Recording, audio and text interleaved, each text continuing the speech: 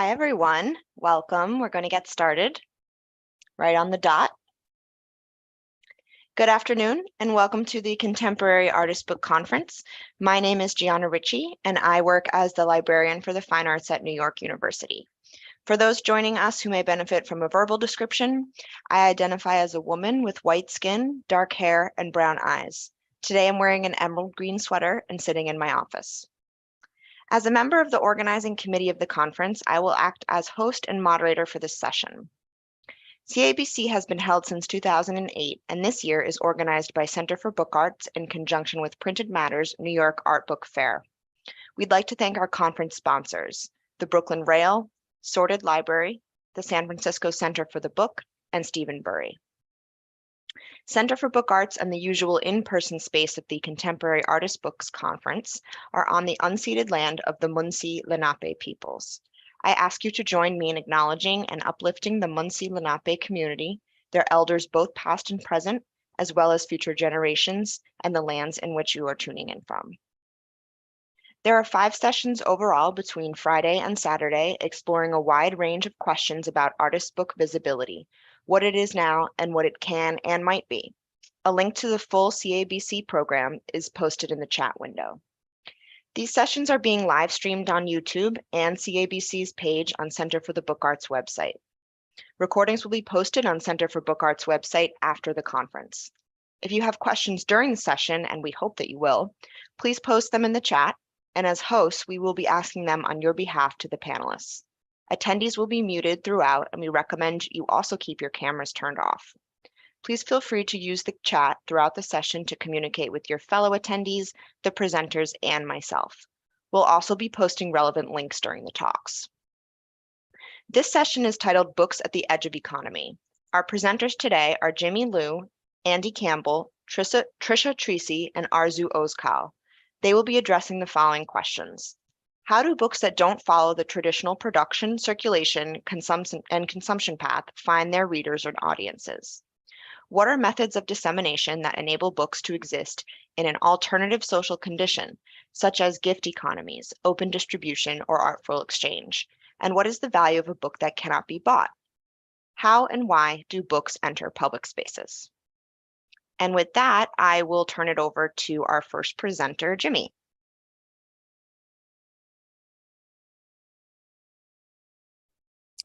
Hi, everyone. Gianna, can you start my video? It won't let me. I think that'll be Karina. Yeah. Thank you. All right. Good morning, everyone, or afternoon, maybe, depending on where you are. My name's Jimmy Liu, and I'm a Vietnamese American male with a black mullet and big orange glasses, and a facial expression that is sometimes a grimace or a smile. Let's get started. So we are a group of artists, designers, publishers, and art and design historians who are invested in the ways we make meaning together. The title of the panel is meant to be provocative. What is meant by economy, by edge, and how might art books already existing at multiple edges operate at yet another edge condition, the edge of traditional economies? And what can this distance from the center do? And I'm Andy Campbell, and I'm a white male wearing clear glasses in a blank-looking room right now.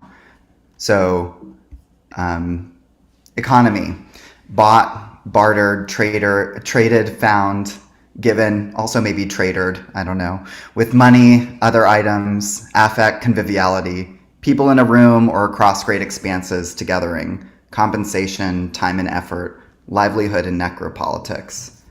Edge: towards a limit, a boundary or border between one thing and another, one state and another, and almost pleasure, censored or trashed, ignored, forgotten, situated between, on the cusp of success, a careful circumscription, a messy, muddy transition. Book: object, instantiator of publics and counterpublics, pulp and chemicals, a shared joke, a horrible history, an occasion to order, reorder, and disorder the world.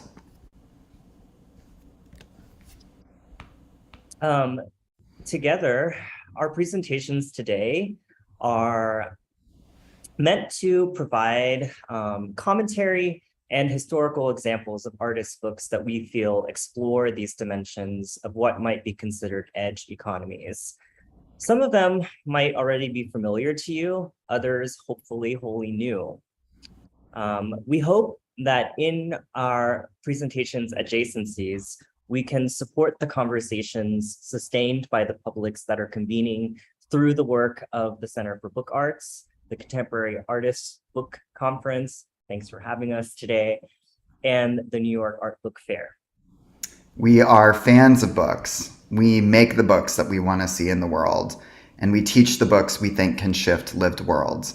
Thanks for being here with us. Next slide, please.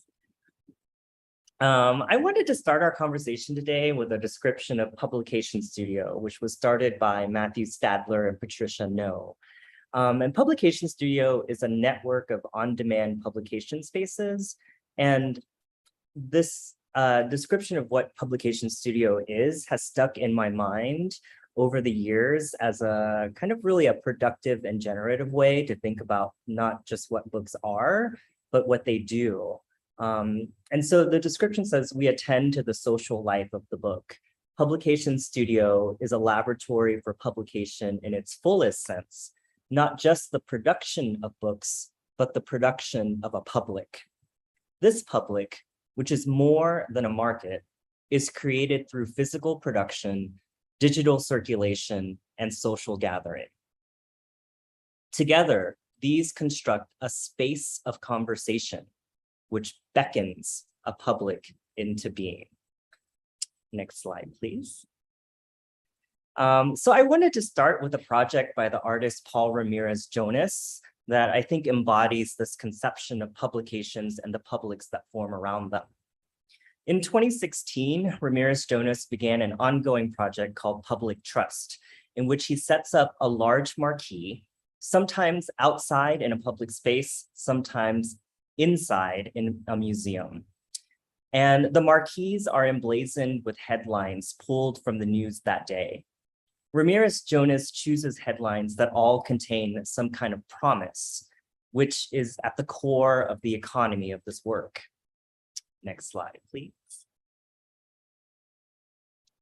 Participants are asked to sit down and make their own promise, which is then typeset by a facilitator, and publishing happens in real time before the participants' eyes as 2 copies of the promise are created by running a lead pencil over the typeset letters to create an edition of 2 prints. Next slide, please.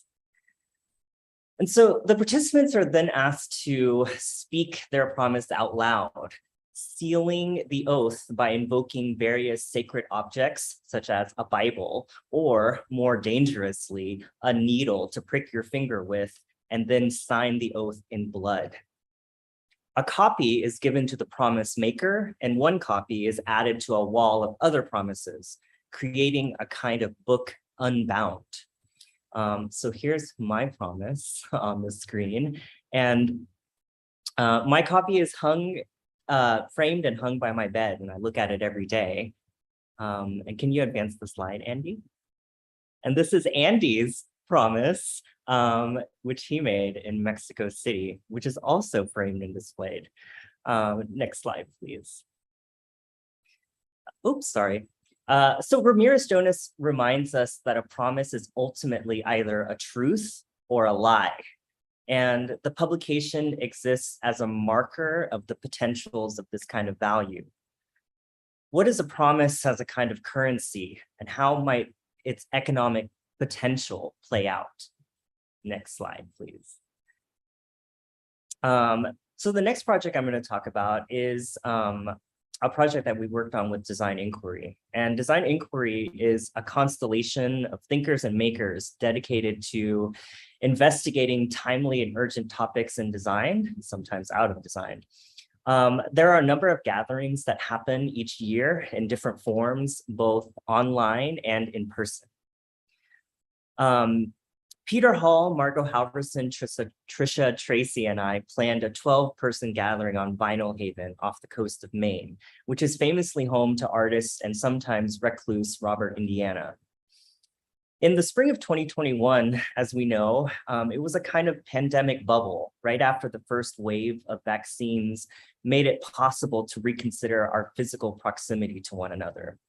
It was kind of a weird time, and we tried to describe that condition of not knowing, coming up with a word, pre-postness, to attempt a way of talking about it. Next slide, please. And this publication, the Pre-Postness Reader, came about as we started this conversation, and its production stretched across locations and time zones over the course of now almost 2 years. Like Ramirez Jonas's Public Trust, it is a book assembled over time in pieces, in fits and starts, with collaborators who fell into our orbit. It's a reader in the sense that it's a collection of texts, but it's also an archive of a conversation between collaborators, all of whom meet in the temporary space of the publication. Our initial idea was that we would deploy these separate pieces in the mail or in person over time and let them accumulate or get lost in the world. Each exchange was attached to a promise to keep the book moving by giving it to somebody else. We wanted them to arrive unsolicited and unexpected, but then passed on. Like Lewis Hyde describes in his seminal book, The Gift, a gift only has value if it keeps on moving. As we accumulated more and more pieces, we began to imagine the potentials of a publication that cannot be bought, but that can only be acquired through a monetary exchange, through a non-monetary exchange, excuse me. Here, we thought about the stories of people trading up, like Kyle McDonald, who famously traded his way from a single red paperclip to a house in a series of 14 online trades over the course of a year. Next slide, please. And now that we have almost quote unquote complete sets of this publication, we were thinking about how to change that value. And so if you're attending the New York Art Book Fair this week, you can stop by Tricia Treacy's table and exchange something for one of these pre-postness readers, and you can register your copy. And we're going to try to continue trading these readers up and see where we land, and hopefully try to fund something with this exchange. Next slide.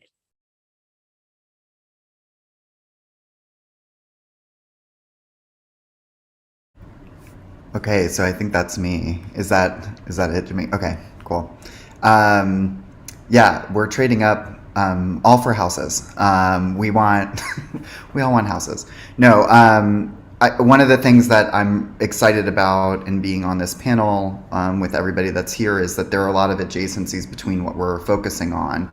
And since Jimmy brought up the Paul Ramirez Jonas project, I'm also going to be talking about a project that involves signage of a sort.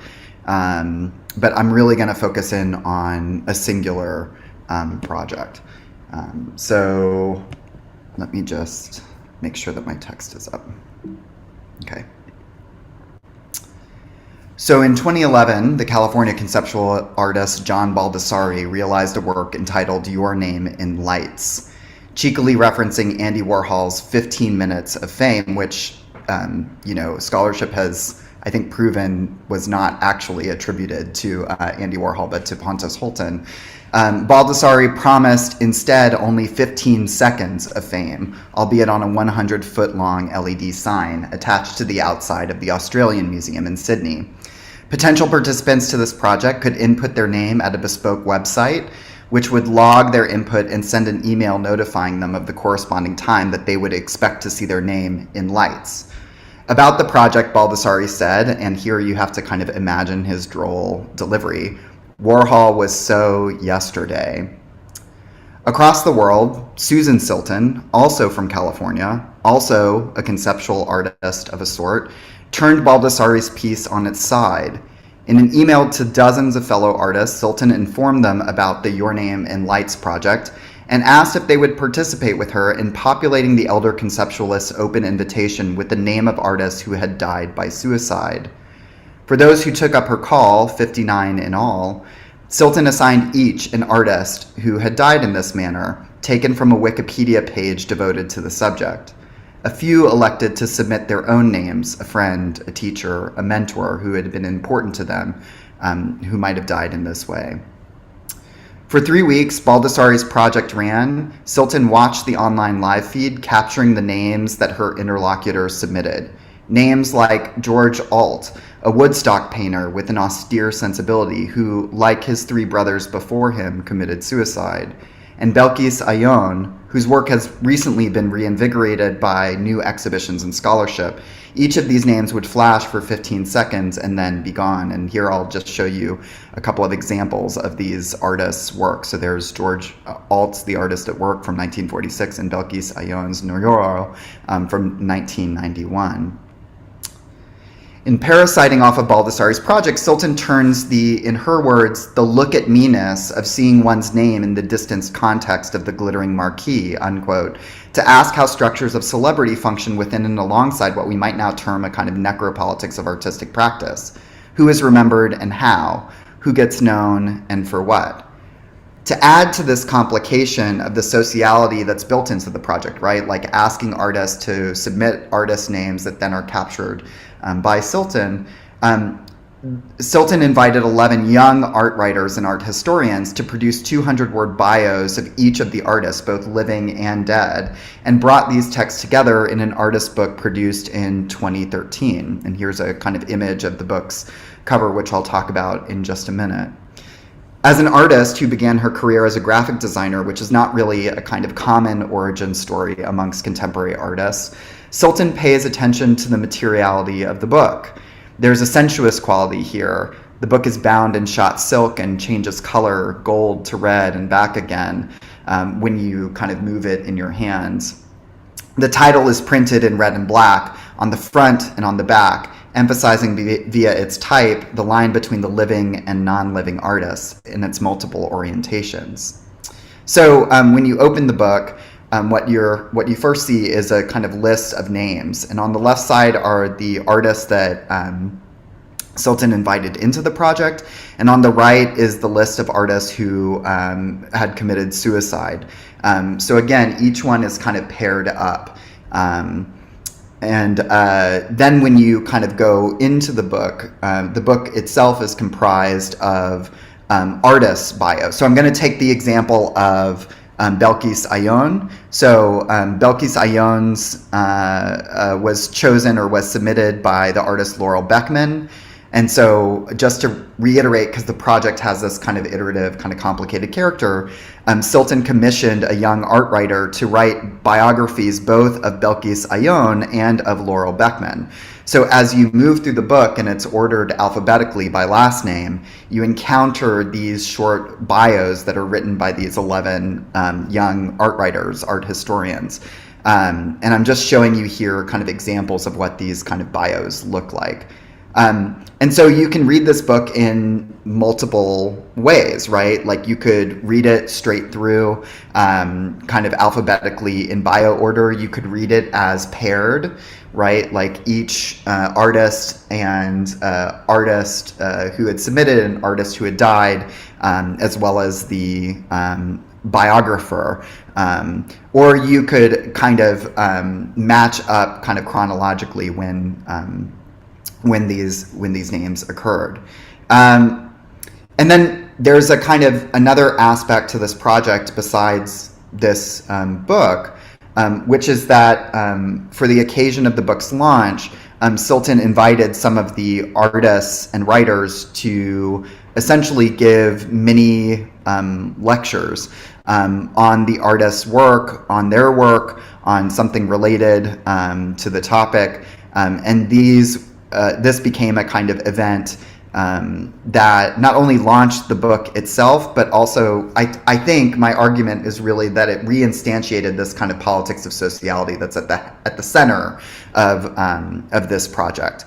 And something to note, especially because this was happening in LA, is that it had only been a year before the book's release that Mike Kelly had committed suicide. And Mike Kelly was this kind of giant figure in the Los Angeles kind of contemporary art world. And so these events, these early events especially, became a kind of way of processing not only kind of this history of artists who had died by suicide, but of kind of those who might have been very close to people kind of in the room.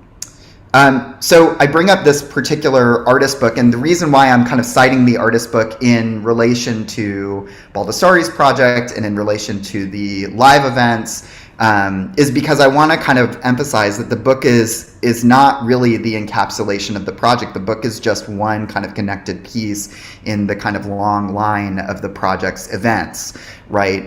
So in this way, I'm kind of positioning the artist book, which appears as a kind of normative book in many ways. It's front to back, it's organized in a certain way, as a kind of call to kind of sociality. So, I should also note here that Silton's work, Who's in a Name, exists alongside other efforts to bring renewed attention to artists and their lives. Recurring events like the Art and Feminism Wiki Editathons are kind of examples of this, and an important thing to cite because, again, the start of the project kind of comes from a kind of Wikipedia page, right? But to lens out from art, Who's in a Name joins other efforts to make communal knowledge a kind of togethering that is grounded for Silton in a broad feminist and kind of liberal tradition. So I'll end today by reading Silton's final paragraph in her book's Acknowledgements. And because this project functions as a kind of giant acknowledgement of a sort, I think it's important to look at the acknowledgements as a kind of conceptual heart of this project. So here's the way that she ends her acknowledgement in the book. I would like to acknowledge all of the artists included in this project, as well as those who are not, who took their lives for reasons as varied as the lives themselves. Despite ongoing and deeply held beliefs that artists share a propensity for suffering and for taking their own lives, committing suicide is not, of course, limited to artists. But this project speaks to the expansive community of living and deceased artists, a voluminous list of names, who live and die in obscurity or live and die in celebrity. Regardless of stature or cause of our demise, we persist while alive in asking questions such as, who's in a name?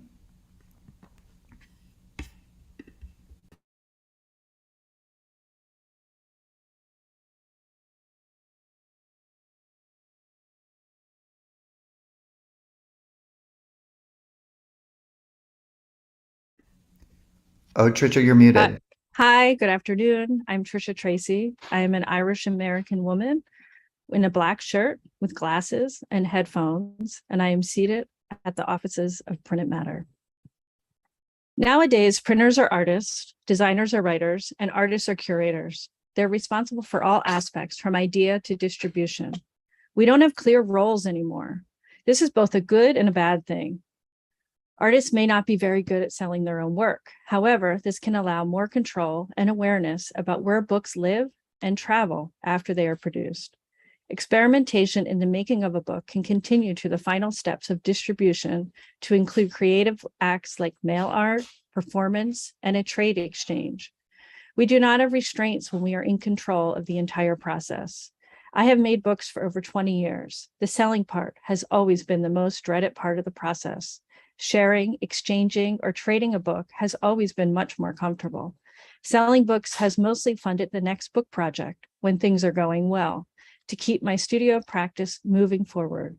Hopefully, my books will end up in the hands of new readers with each new project. My work mostly lives on the edge, on what I haven't discovered yet. Books can have a life outside the bookstore.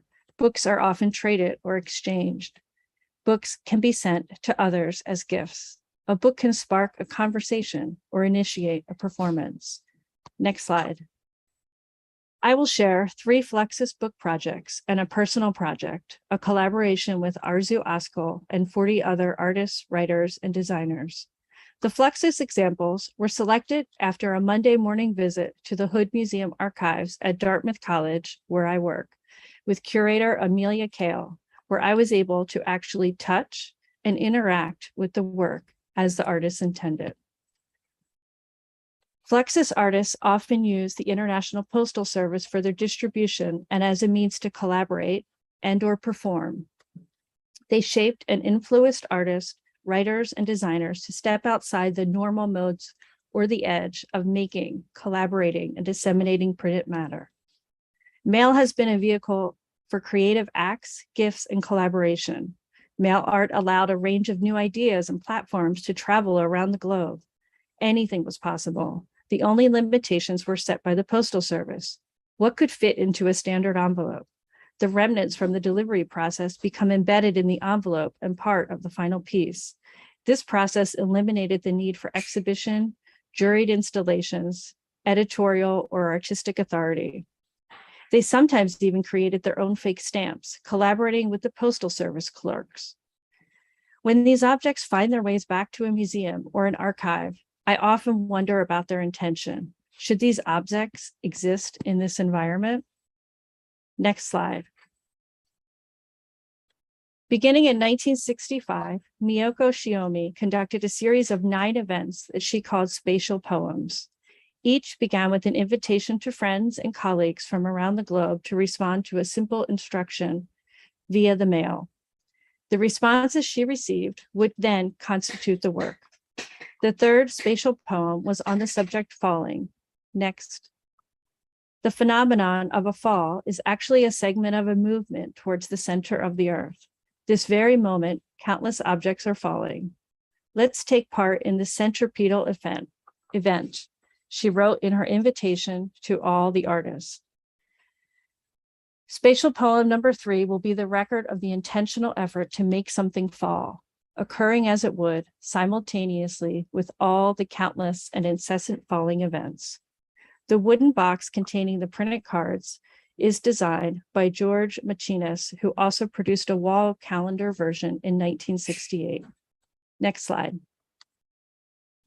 This object, a box, a book, who knows? The one on the left is from the Hood Museum at Dartmouth College Archive, and the one on the right is from the MoMA collection. They both can include different items. Machinas helped to bring about a radical shift in our perceptions of what art was and what it could be to include activities and experience with others to be viewed as artistic in and of themselves. Is this a book? You may ask. That can be questioned. He believed that art-making practice should be integrated into our everyday lives, play and the interactions with the objects, rather than a static piece of art, a book on a shelf, or a set of pages bound to be viewed all in the same exact sequence every time. A game, a gag, a performance, an interaction, often impossible to follow specific instructions or prompts, enabling the viewer to define their own exchanges. Are these objects the Fluxus belief that art is found in the action rather than in the object? For if the action does not occur, the game is not played. And then is it art? Is it a book? Is it a narrative? The objects in this box or book can act as pages in a nonlinear book. This piece is meant to be an experience. The viewer creates the story. A new narrative is created every time the box is open. Access to the piece becomes disseminated. The book has no order, opening its potentials. If the box is not opened, no story is revealed. Next slide. This piece included assorted works by 24 Fluxus artists in a book form. The broad selection acts as an exhibition of Fluxus works, books, printed matter, and experiences then contained in another book form, which is then in a box. I assume it was reassembled in the 1970s by Jean Brown, the enthusiastic known collector of Fluxus pieces, who then became a curator and a designer of the piece. It includes envelopes as pages, books glued to the envelopes, envelopes nested into envelopes, and more envelopes with nothing inside. The books are snug in envelopes. The paper is not holding up well to time. The bolts can easily be taken apart to change the order, provoking a new narrative. Jean donated her second home in Massachusetts to be a place for all to experience and interact with her Fluxus collection, rather than a museum or archive that often allows only a single view from a vitrine. She collaborated with Machinas to stage it with Shaker furniture. Next. Situated Between, a collaboration between Arzu, Ozkal, and I, began in 2015 when Arzu and I met at a design inquiry residency in Maine. The project took shape and became collaborative and participatory in 2017 after we spoke about this project in Rome. We learned by chance that others were also interested in joining this intuitive process of making objects or ephemera and sharing it through the Postal Service, a non-defined mail art project. We developed 3 distinct props. The first delivered over breakfast as at a residency to 10 designers and artists with a 48-hour turnaround prompt. The second was a unique printed piece that was sent to each participant to respond to through the mail. And the final was a film that was emailed with an invitation. The results were compiled, shuffled, and meshed into an experimental publication. Each volume was given to participants, mailed to some randomly, and the remaining were sold to fund the next book in the series. Next slide.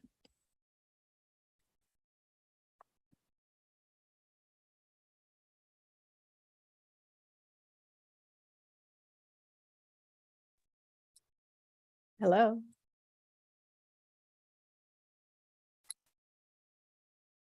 Arzu.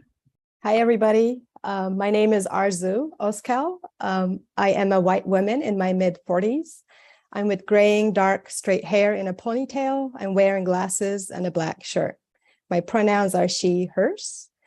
I'm Turkish, currently living and working in San Diego, California. However, at this very moment, I'm sitting in a hotel room so that I can attend the Printed Matters Art Book Fair.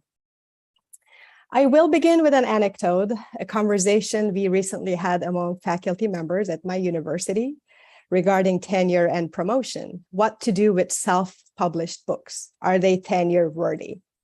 So the conversation, rather a heated discussion, made me revisit Pierre Bourdieu's text for this panel, A Social Critique of the Judgment of Taste.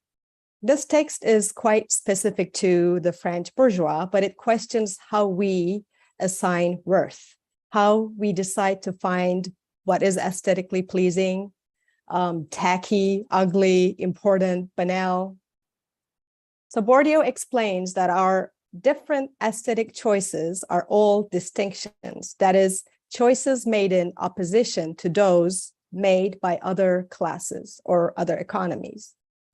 Societies establish mechanisms, gatekeepers of those distinctions, right, such as publishers, museums, collectors, who are literary and artistic authorities to judge and control what belongs in which economy.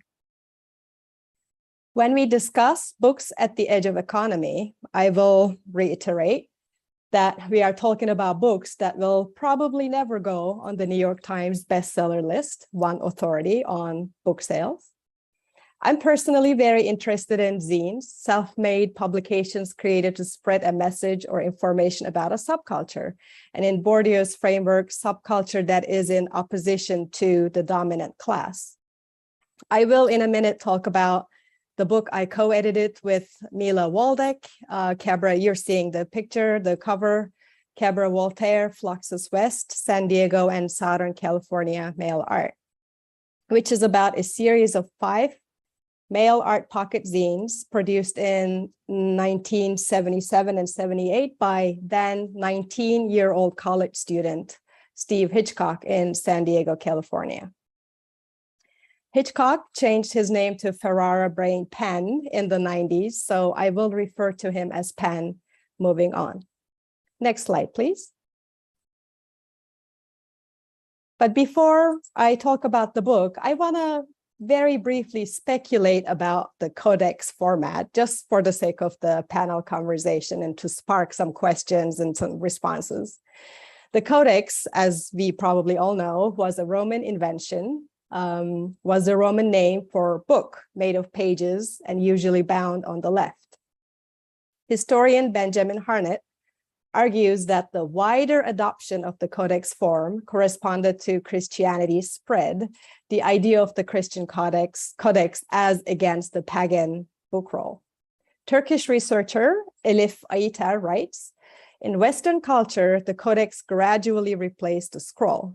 From the 4th century, when the codex gained wide acceptance, to the Carolingian Renaissance in the 8th century, many works that were not converted from scroll to codex were lost.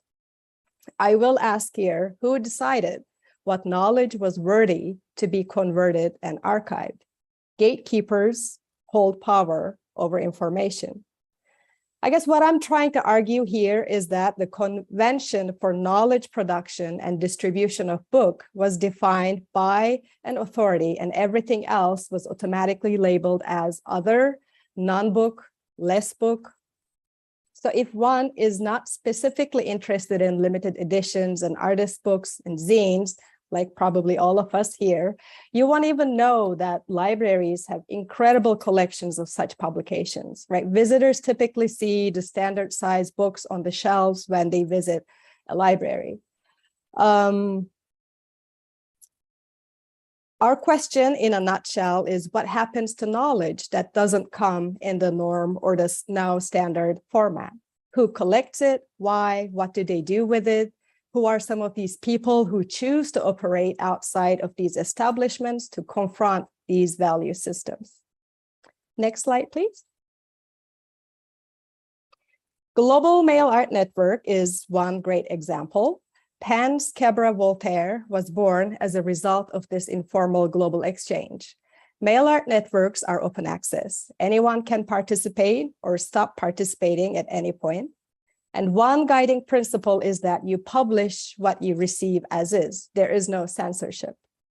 So I found out about these zines while I was researching mail art for our project with Tricia, Situated Between, that she just mentioned. I had to lead an investigation for over 10 months to find out about Hitchcock, that he changed his name to Ferrara Brain Pen. So all the records and archives were just disappearing after, 90s. So it was very difficult to obtain any information. So the zines included a multitude of radically experimental material, collages, poetry, political satire, short writings by avant-garde artists from all around the globe. Next slide, please. And we can see familiar names as Ray Johnson, Dick Higgins, Anna Banana, populated the Xeroxed pages. And xerography at the time was newly commercially available and allowed amateurs like Penn to produce their own books without needing much skill and distribute independently and broadly at a very low cost. My initial response when I studied the first issue, I found it in our San Diego State's special collections, was why on earth would these people respond to a college student's invitation from Southern California? Then, after talking to Penn and some other people, I found out that Ken Friedman mentored Penn and shared with him the Fluxus network. But I also believe that there is a solidarity among artists who operate at the edge of economy. I think that solidarity contributes to the success of Penn's Quebra Voltaire. Mila Waldeck, in her essay in the book, articulates the power of mail-based networks of artistic collaboration to bypass censorship and governmental repression, or any authority in general. Waldeck's essay ends with an extensive interview with Clementa Padin about the mobilization power of political periodicals. Mila continues, contributors to mail art editions were aware that whatever they mailed to Quebra Voltaire would likely to be converted into a shareable book.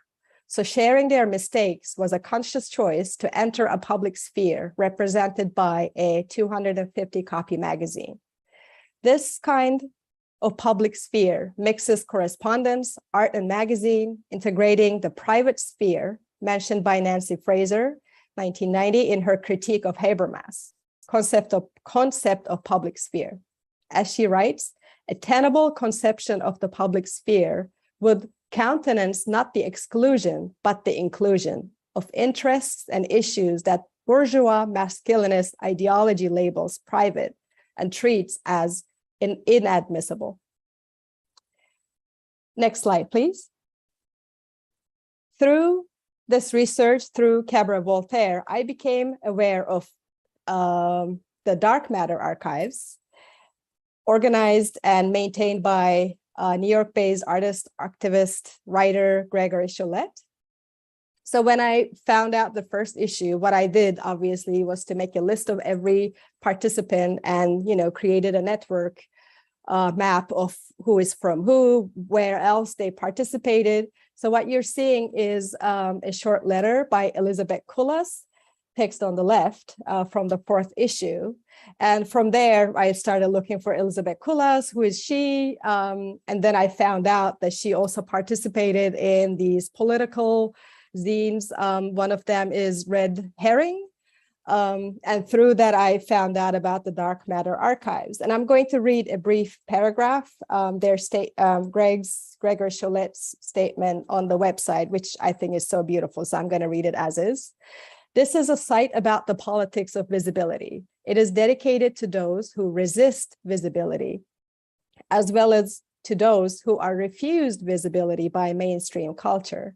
The evolving mission of the site is to provide knowledge, documents, and tools about the history and current practices of culture's missing mass.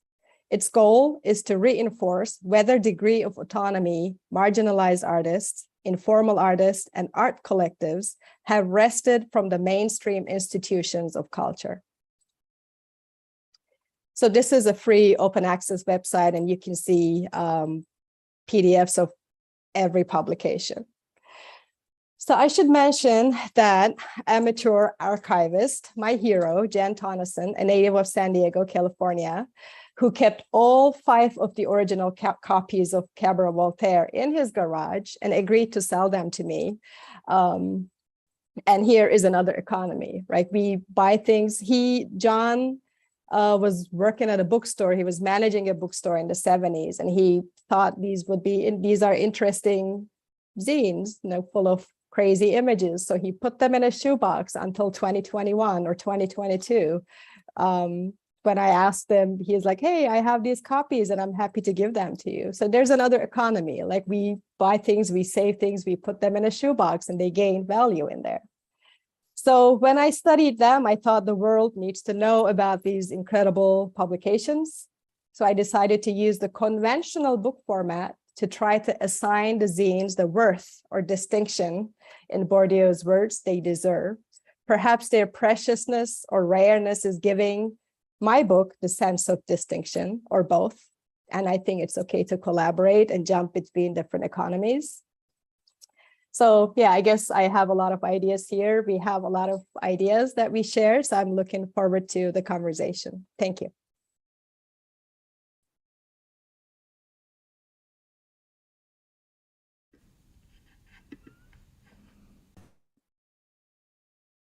Okay, thanks everyone. That was fantastic. Trying to keep an eye on some of the great comments that were made in the chat. And I think the first one that was sort of a question would go to Jimmy. And this comes from user M. Wright. They say, love the method of rubbing to reveal text. Related to edging? Curious if you want to expand on that.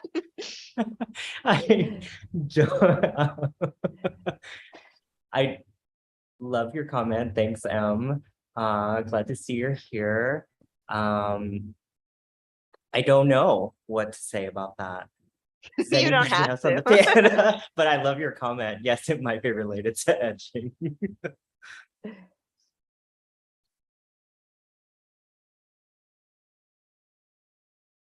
Okay, we have some other great comments. I think, Andy, this one was in response to your presentation from New Lights Press, who says, I wonder how many people that buy artist books also trade them.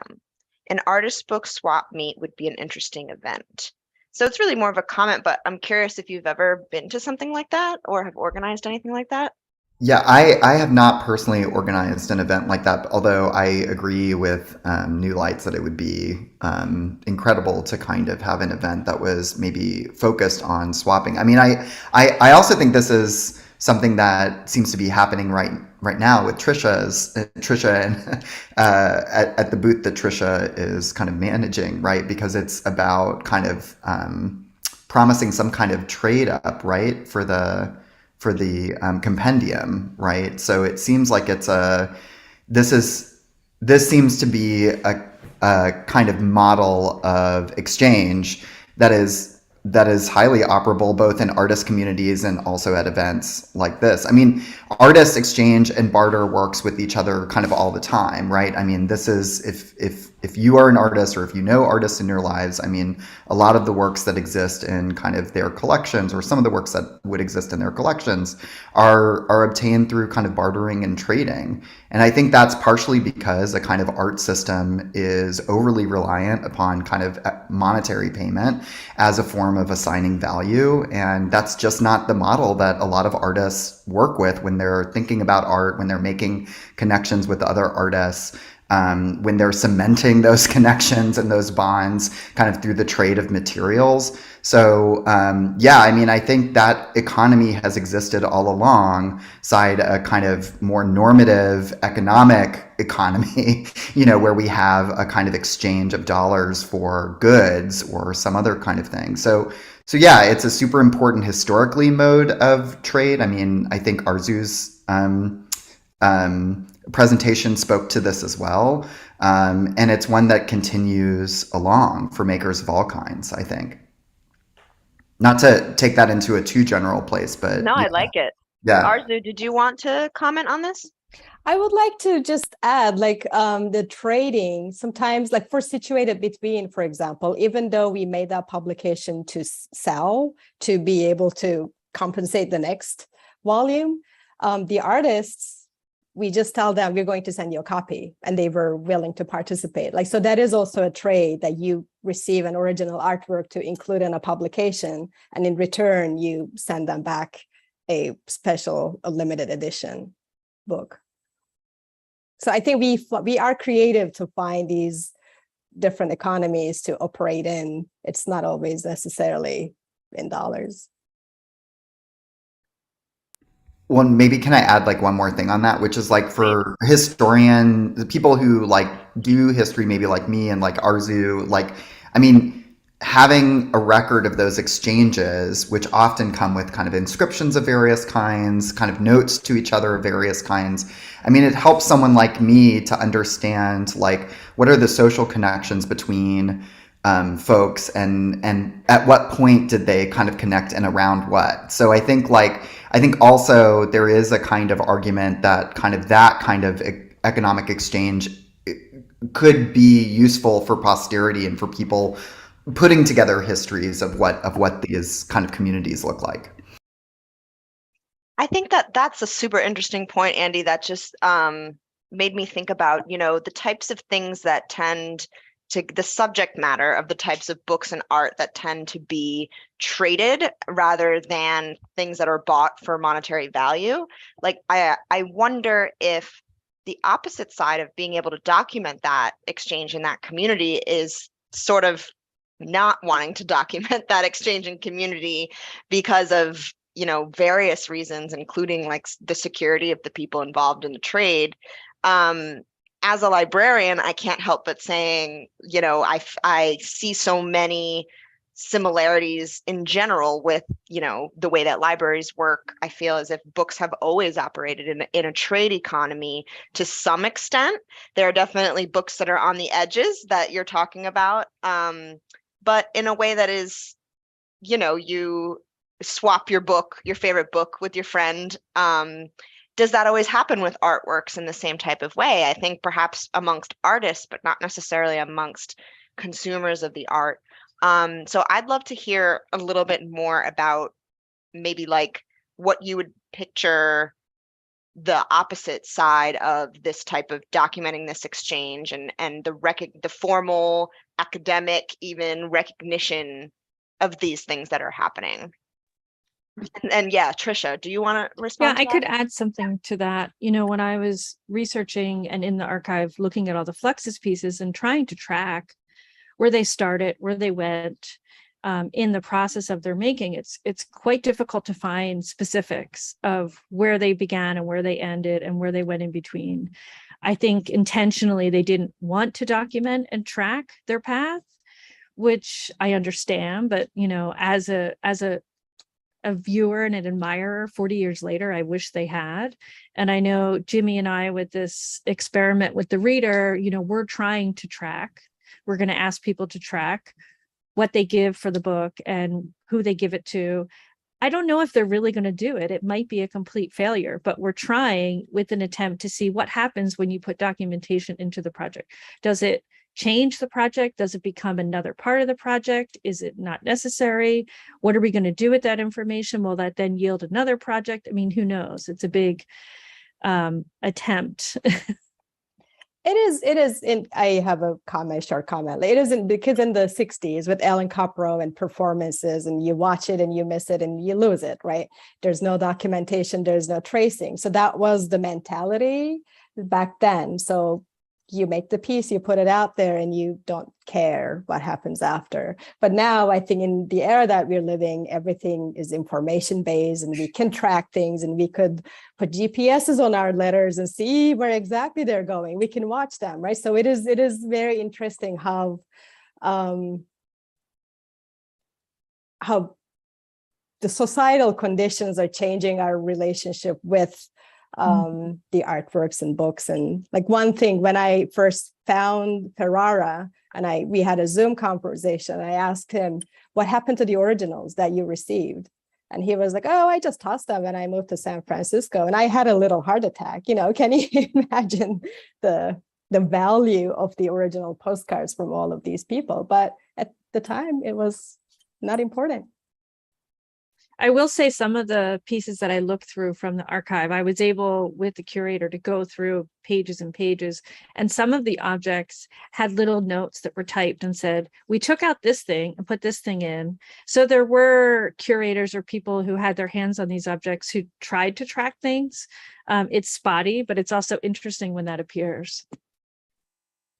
And I would add too, like when we're trying to track these things, I mean, all those points are really good, and there are lots of reasons why a history of like what we might call like provenance, or like who owned or who was given, or is opaque, right? Some of my former research was on BDSM communities and on kind of the stuff that they created, and of course they, like Fluxus artists, sent things through the mail, but they were kind of always kind of,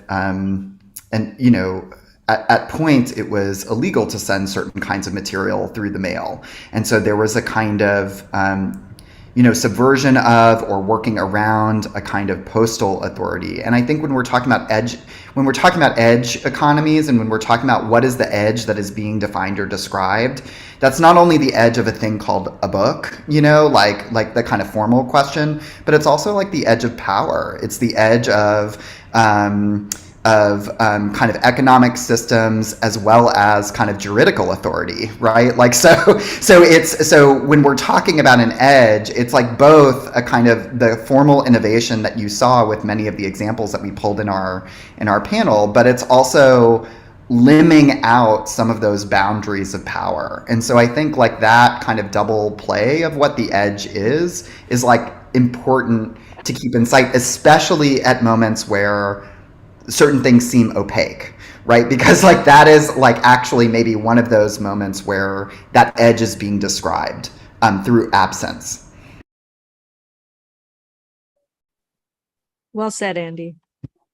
I want to say like where part of our experiment is to try to see where the boundary of the trade of these objects can extend past the networks of artists and people who are affiliated with those communities. Because, as if these trades continue, the objects will naturally extend outside of the art book world. Like if you trade it for a car, like what happens to that network, and then ultimately also what happens when, if we say we want to cash in our value, what will happen when it gets returned to a kind of regular or a traditional monetary economy. That might also be interesting for us to track, I guess. And it brings me back to something, Arzu, you said at the end of your presentation, who gets to decide what gets archived? And that, Jimmy, you just said when we're ready to cash in. So who gets to decide what's worth anything? I have a suspicion it's the same group of people. But I'm curious if you have any thoughts on how that affects, the art that's being created. Does it affect the art? Like, does one drive the other? Does one, is there any benefit to be had from those types of exchanges? And, how, this is a huge question, but how do we work towards breaking down that divide between the people creating the work and the art, and then the people collecting it and selling it and owning it? That sounds like a whole nother panel that we It could work does. on. Next year, CABC 2023. Super interested in that. And we also that kept coming up when we were trying to decide what we were going to talk about, like the archive and who gets the art. I mean, we talked a lot about that, but that's a whole nother thing. What I like about what Tricia does with Situated Between is that, some of them are traded and some of them are sold to kind of funnel the funds back into another issue. And so to me, what is happening in these trades when we're trading up is we're kind of amplifying whatever the value is, quote unquote. And then if we are to then take that amplified value and put it back into the system, into that kind of Ouroboros of publishing, like what else can happen? Because these trades exist, I guess is we want to see. And I think a word of advice from Stacy Prince: be bold. And for everyone listening out there too, I also want to note Taylor Miles Hopkins adds the Seattle Art Book Fair has been running book lucks, combining trading of small press books and zines with sharing food in response to art book trades, which is amazing. Yeah, and I think I mean, just to maybe like riff on that is like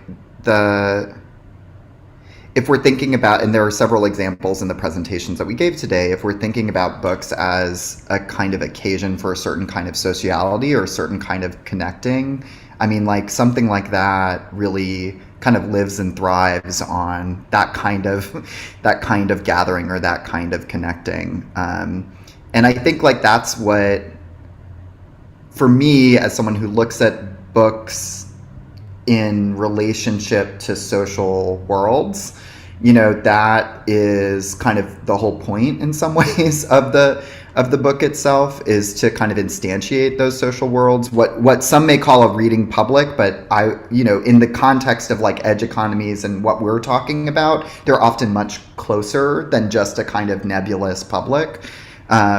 So events like that to me highlight the kind of asymmetry in a good way between the book or the zine as a thing and the kind of quality of relationship that's built through the exchange, right? And like that is a thing that's much harder to quantify. It's much harder to kind of look at and talk about, and that's precisely its value, right? In many ways, right?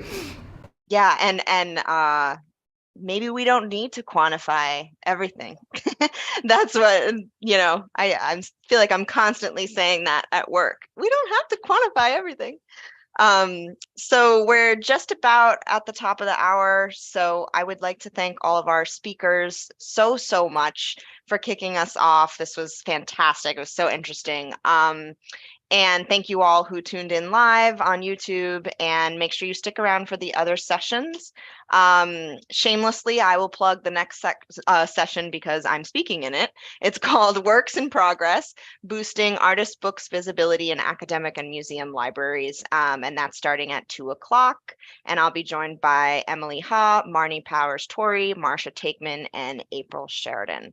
Thank you to the Center for Book Arts and to all of our sponsors. And enjoy your lunch break if that's the right time for you. Thank you so much. Thank you. Thank Thank you you, all. everybody. Bye. Bye.